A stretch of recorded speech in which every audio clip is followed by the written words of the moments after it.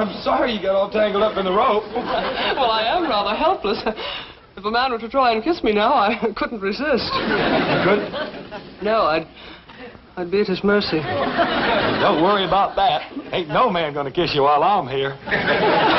Jethro, you are like a magnificent skyscraper with an uncompleted penthouse. Thank you. Oh, that reminds me, Dr. Twombly is most anxious to see you again. Well, I'm anxious to see him, too. He never did give me my certificate of health for school. Well, Dr. Twombly is not an internist or diagnostician.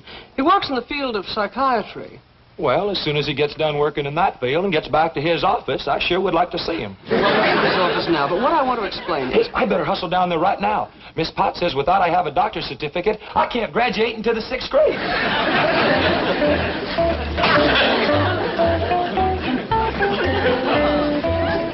Jethro? Oh, good morning, Granny.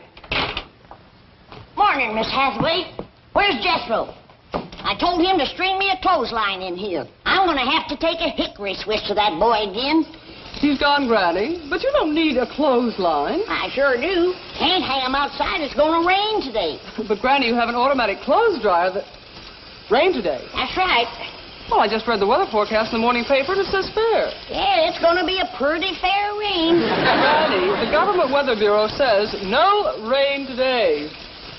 Is that a fact? Granny? Oh, howdy there, Miss Hathaway. Howdy. Granny, your soap's hardening up real good. I best go out and start cutting it into cakes. It's going to rain today. Miss Clampetted, perhaps you can ease Granny's mind about this rain. Oh, that don't vex Granny. Now, she likes rain. Besides, it don't rain enough out here. It's not going to rain today. Who says it ain't? Well, the U.S. Weather Bureau. Who's he? If I had to narrow it down to one he, I guess I would have to say chief meteorologist. Well, yeah, them Indians is pretty good at reading rain signs, but I'll go along with Granny. The United States Weather Bureau does not depend upon rain signs. It is a vast complex of highly skilled meteorologists working with the latest scientific equipment. They send balloons tens of thousands of feet into the air to measure wind velocity, barometric pressure, moisture content, and temperature. Their radar network scans the weather all over the continent. Their weather satellites are out in space circling the globe. Now, what does Granny have to compare with this in making a weather forecast? Twinges. Them little stabbing pains in her bones. I know what twinges are, but they can hardly be considered dependable weather prophets. Oh, I reckon they as good as balloons. Granny's got other ways of telling when rain's on the way. She studies ants and spiders and listens to the way the owl hoots and other things. I'm afraid superstitions and omens cannot compete with knowledge and experience.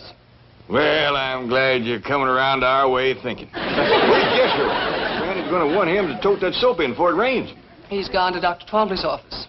Good. He's going to need that health certificate at school. I've got to have it before I can graduate to 5th grade. You're in the 5th grade? Yes, sir. Fixing to scoot right on up into the 6th quick as you can give me my certificate of health. Jethro, a simple physical examination is no problem. I want to explore your mental capacity, your cerebral region. Should I take off my shirt? No. That won't be necessary. Just make yourself comfortable on the couch over there. Well, what did you do to your thumb? Oh, I have a patient who thinks he's a dog.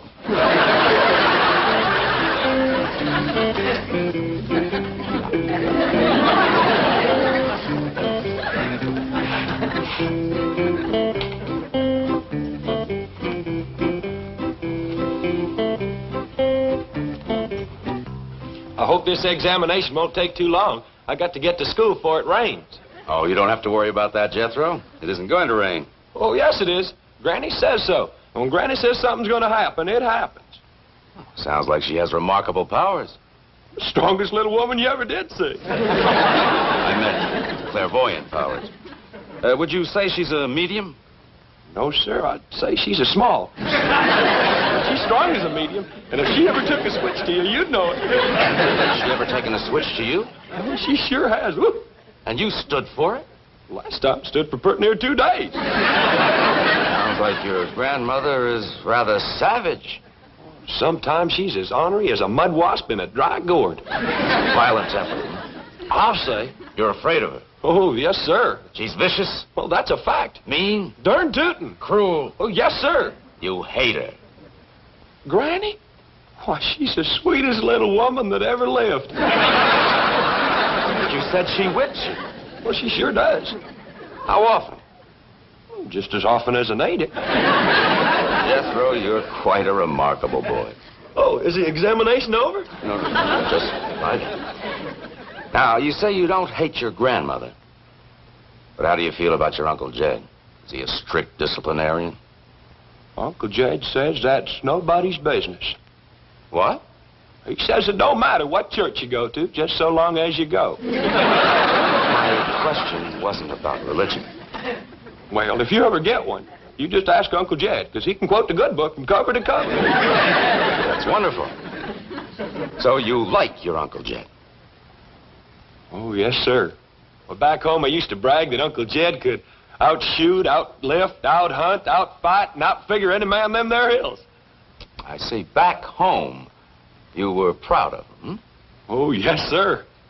But now that you're in Beverly Hills, surrounded by well-educated, well-dressed, sophisticated, important, and successful men, you still brag about him?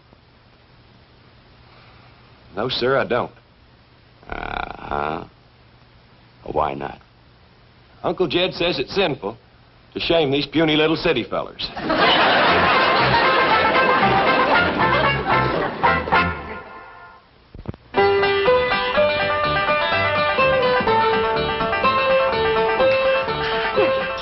Miss Hathaway. Hello, Mrs. Bodine. I'm so glad you're here. I just put the last stitch in Ellie Mae's brand new dress, and I'd like for you to see it. Oh, I'd love to. Ellie Mae, come on down. My doggies, when it comes to fancy sewing and dressmaking, ain't nobody sits higher on the stump than my cousin Pearl. That's the truth. I know, but it embarrasses me.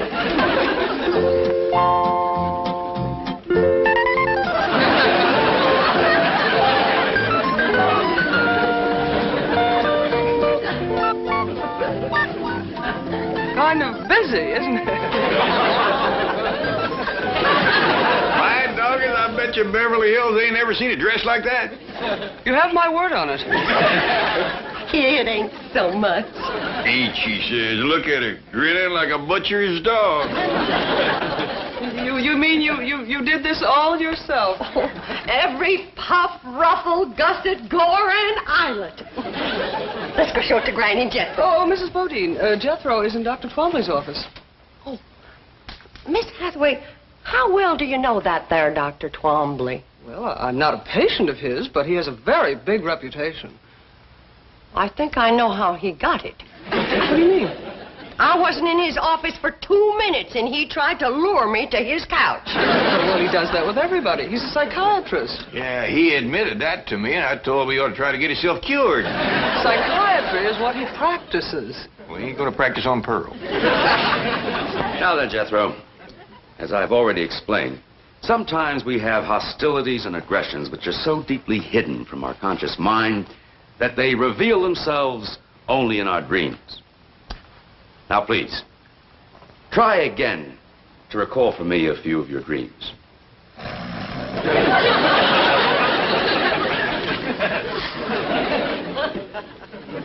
Jethro. I want you to tell me about your dreams. You keep asking me about my dreams, but you won't let me sleep long enough to have one. Let's forget about the dreams and go back to your conscious relationship with your family. Now, we've established that you love your mother, adore your grandmother, and worship your Uncle Jed. How do you feel about your cousin Ellie Mae? Dr. Twombly, there is times when I'd like to whoop the tar out of that girl. Uh-huh. And just when is that? When she whoops the tar out of me. What do you mean? Well, she's all the time wrestling me down, getting a toehold or an arm lock on me. I'm that smart. You mean to tell me that that beautiful and fragile-looking girl can engage you in combat and emerge victorious? No, sir. But she can whoop the tar out of me wrestling. And that makes you angry? You bet. You want revenge? Yes, sir. She disgraces you? Yes, sir. Shames you? Yes, sir. And you hate her? Ellie Mae? Well, shucks, no. I'd cut off my right arm for her. Jethro, don't you hate anybody? Well, I'm commencing to get a mite put out with you for not giving me my certificate of health. All right, Jethro. You take this note to Dr. Wilson across the hall, and he'll give you your certificate for school. Thank you. Oh, howdy, Mr. Drysdale. Well, Jethro, hello. You going in to see Dr. Twombly? Briefly, yes. Do you hate your mother? No. Well, don't tell the doctor. Seems to disappoint him something awful.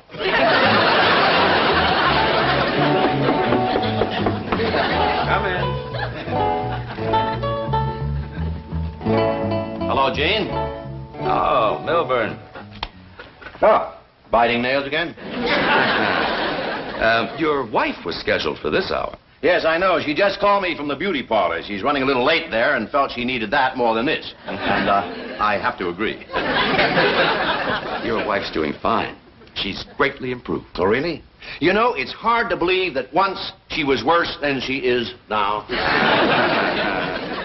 Oh, I'm greatly indebted to both of you for putting me in contact with that wonderful Clampett family. Fascinating, aren't they? Remarkable. Jethro is the most uncomplicated teenager I've ever met. Well, the whole family's uncomplicated. Happy as hogs in a mud water. You are close to them. I'm proud of it. You're just the man to get me back in their good graces. Oh, what happened? Jethro's mother misunderstood my invitation to the couch. I'm persona non grata up there. Well, you just come with me. I can fix that. Wonderful. I'm especially anxious to question Granny. That little woman is a walking encyclopedia of mountain medicine, superstition, and phenomena. She absolutely fascinates me. By dingies, Ellie Mae, you're prettier than a red-winged blackbird sitting on a yeller pumpkin. Thank you, Granny. But it ain't Pearl dress that does it. Is this all handwork lace, Pearl? Oh, every stitch of lace, braid, ribbon, and bow. I put a lot into that dress. Ellie Mae puts considerable into it herself. Ellie Mae, Miss Jean here's got a right dandy idea. She wants to take you out shopping for some other dresses. What? Don't get your hackles up, Pearl. I reckon she wants to save this one for best. Exactly. A dress like this should not be worn too often. It would be a chore to wash and iron it. That's the truth. Well, now, run along, girls, but be back before 3. Well, do we have to, Paul? Well, you don't want to get caught out in the rain in that dress. That's when you said it was going to come down, wasn't it, Granny? It's going to start to shower at 3 o'clock. Granny, it is... Never mind. Come on, Ellie Mae. Granny, maybe I ought to ride into town with them and stop off at Dr. Twombly's office. See what's happened with Jethro. Pearl, don't throw yourself at that goomer doctor. Oh, he ain't no goomer doctor. Well, he ain't a regular doctor.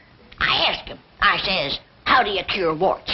And he commences giving me a lot of talk about a electric needle. Right quick, I says, how are you going to thread it? With baling wire? He had no answer for that one. Maybe he ain't just the best doctor that ever come along, but I kind of like him. Well, I still say don't throw yourself at him, Pearl. If you want to see him, I'll conjure him over here. How? My love charm. I got him all wound up. All it needs is a little starting powder, and you just say the magic words. Granny, I don't hold with conjures and love charms. Pearl, with your boy in a Beverly Hills school, why do you want to stay so ignorant? I don't use this kind of stuff in Beverly Hills. That's why it's so powerful out here. They don't know how to fight it. Open the pouch a mite, and I'll sift in a little starting powder, and then you hold it to your heart, and you say the magic words. Granny, I don't know how to do it. I'll show you. Now you watch. Darling, darling, my true love, come a-swooping like a dove. Granny! Granny! There's somebody here to see you. Granny, I couldn't wait to see you again. Great comes and gnats. I counted them for myself. Get away from me, you Pearl, you want, not me. Toads and buzzards, bats so mean. Switch the spell to Pearl Bodine. Get away from me. You stay away from me. You stay away from me.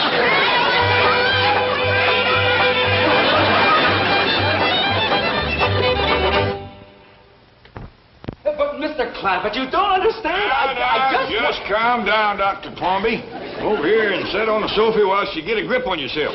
Well, I'll be getting back to the bank, Gene. I see you're in good hands. Oh, Milburn, wait. What's going on? Explain it to me. He explained the behavior of these uncomplicated people to Beverly Hills' leading psychiatrist. Oh, Milburn, wait. Sorry. I want to pick up my wife at the beauty shop before the rain. Rain? What rain? The forecast says clear. You'll learn. So long, scientist. Mr. Clampett, I am perfectly all right. All I want to do is see Granny. I know that, but you gotta control the urge so she can break the spell. What spell? The one she throwed on you by accident. I'd like to talk to her about it. You would, but just simmer down a little first. I told you that love charm would work twice as powerful on these Beverly Hills men. I can't believe it. I just can't believe it. I tried to switch it over to you, but it had too strong a hold on him. I'll have to break the spell now with my letting go powder, and then start all over for you. Now, understand me, I don't blame you for the way you feel. Ain't no finer women growed in the whole world than in the hills back home. Now, you take my cousin Pearl.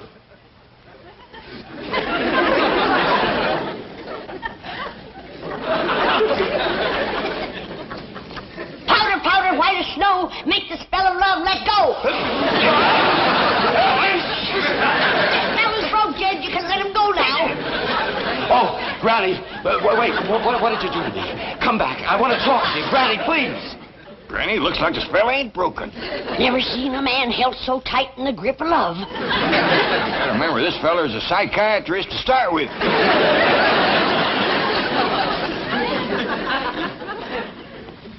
Now, stay right where you are, Doctor. I'll bring Granny in to see you just like I promised, and Pearl, too. Gee, how do I look? Fetching as a fat hog on market day. Let's go see how Granny's doing. Granny?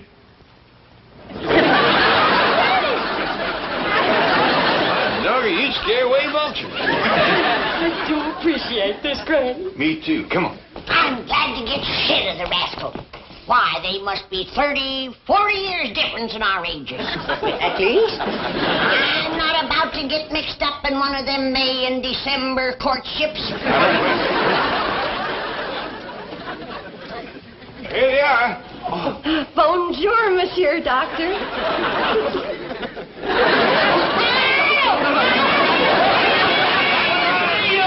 You didn't let... I never got... you didn't let...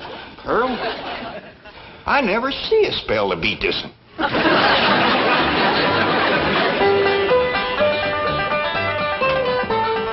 got him settled down. I think I found his weak spot, Pearl. What's that? He's mighty fond of music. Come on in, yodel for him. Jed, I just can't bust out yodeling for no reason. Well, don't worry. I'll lead you into it real natural. Well, I just hope it helps to get his mind off Granny. Me too, Pearl. I'm getting awful tired of that young feller chasing me. Why, there must be 20 years difference in our ages. At least. Come on, Pearl. By dingy's daisy, it was your love charm that got him started. But maybe it's your own charm that keeps him going. Say, Dr. Twombly, did I ever tell you about my cousin Pearl here being an extra fine cook and housekeeper? Yes, you did. Did I tell you about her dressmaking? Yes? Sock darning and shirt mending? Yes. Well, speaking of yodeling, at least, Pearl. Ever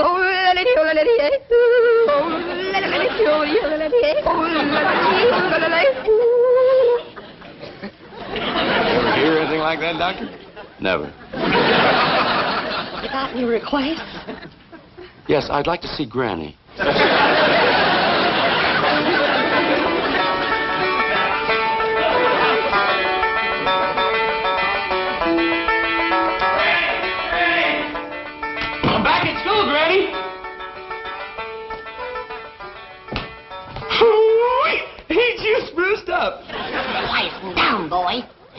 in the parlor. Who? Dr. Twombly.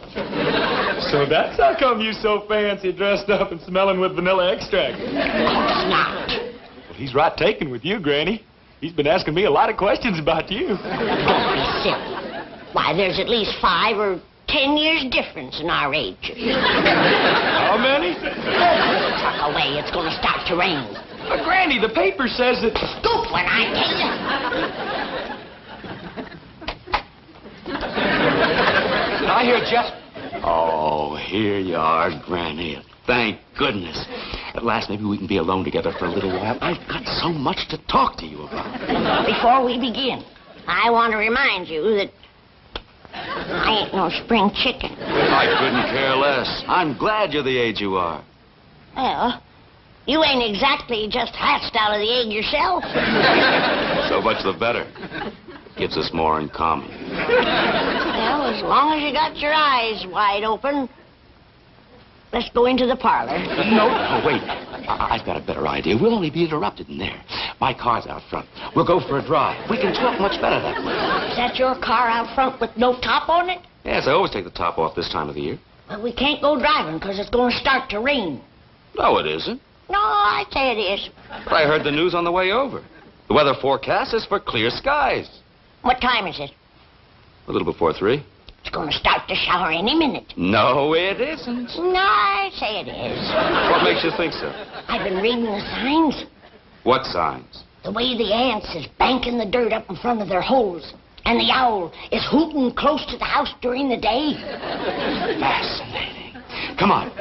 You can tell me all about it while we drive around. Oh, yeah, I ain't going driving in the rain. But, Granny, it isn't going to rain. You are the muliest goomer of a doctor I ever did see. Come on. Come on, Granny, help us coming. I knew this would happen if we stayed here. Leave him be, Jed. We's old enough to know what we's doing. Besides, he's got to get his car under cover before the rain hits. It isn't going to rain. Now, look, let me show you. Look. Did you ever see such a clear blue sky, such a... What's that black thing? That's rain clouds. Hi, doggy, Granny, you hit it right on the nose. Oh, my God.